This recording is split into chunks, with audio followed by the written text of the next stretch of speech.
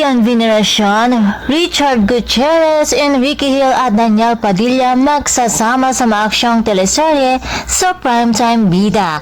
Ayon nga sa tweet ng Kapamilya Online World sa X, to be confirmed, Richard, Enrique, Daniel, and Ian magsasama sa maaksyong teleserye sa Primetime Bida.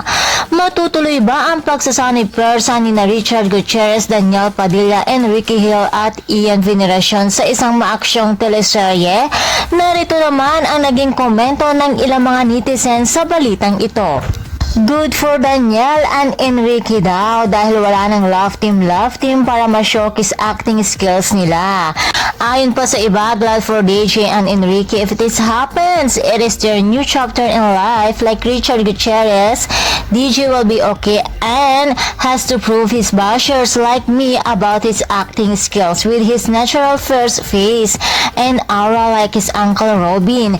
He too will do well in action serye like in La Luna Sangre. Ayon pa sa iba, four amazing talented actors will now be in the same drama. So happy for Daniel. Congrats DJ.